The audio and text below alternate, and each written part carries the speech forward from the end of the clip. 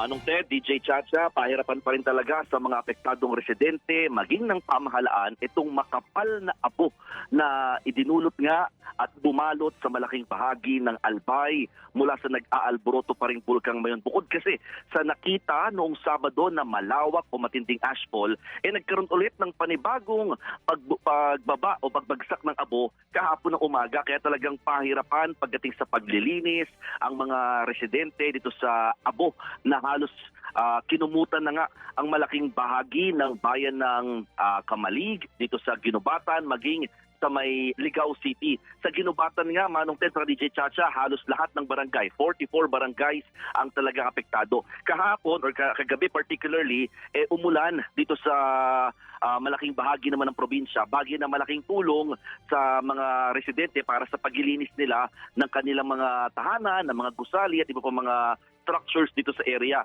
Ang binabantayan lang ngayon kapag nagtuloy-tuloy itong malakas na ulan dahil yung pangamba naman ng lahar dahil nga sa dami ng abo na ibinagsak dito sa area, yun naman yung pwedeng tangayin kapag nagtuloy-tuloy itong buhos ng ulan. Pero awa ng Diyos, huminto naman bandang alas 6 ng umaga, kaya putik naman. Ang another problem ngayon ng mga residente, pinag-aaralan na ng LGU naman ng Kamalig ang pagsasagawa o pagpapatupad ng Cash for Work at Food for Work program para sa agarang paglilinis ng kanilang mga lugar at matulungan din at the same time yung mga apektadong residente. Ang pinakahuli kasing update dito, yung pinaka-easy gully na puntahan siya ng mga authorities, talagang balot na balot ito ng mga volcanic deposits galing sa pyroclastic density currents o yung uson na dulot nga nung yung mabilis na ragasangan ng mga pinagsamang abo at iba pang volcanic elements sa dalisdis ng bulkan.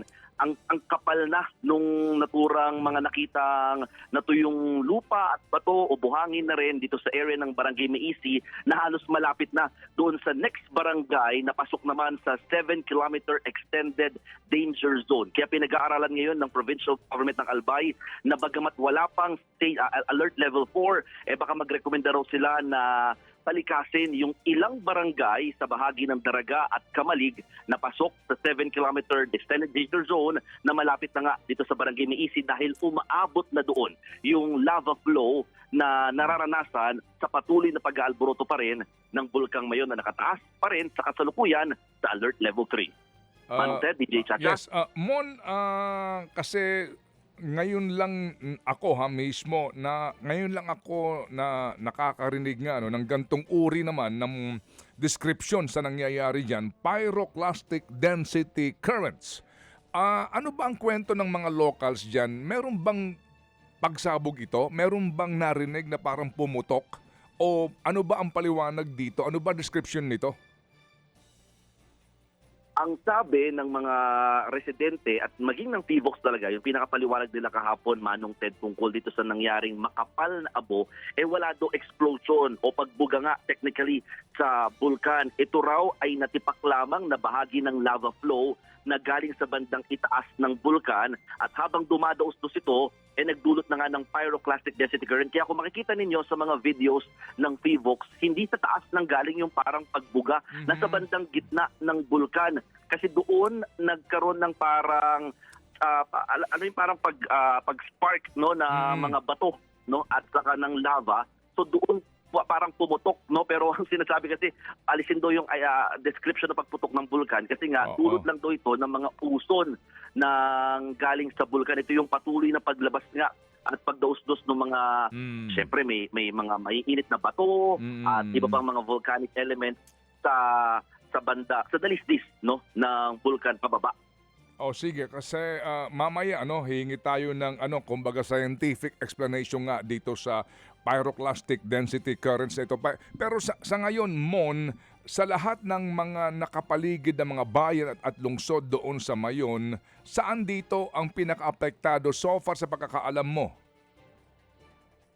Oo, Manong Ted, actually yung hangin kasi at saka yung Miisi Gali yung pinaka-naapektuhan. Itong Miisi Gali, ang pinaka-apektado dito ay yung mga bayan naman ng Kamalig at saka ng Ginubatan, umabot pa yan hanggang sa Ligao City. Kung iisipin, yung Miisi na yan, nasa bayan niya ng Daraga.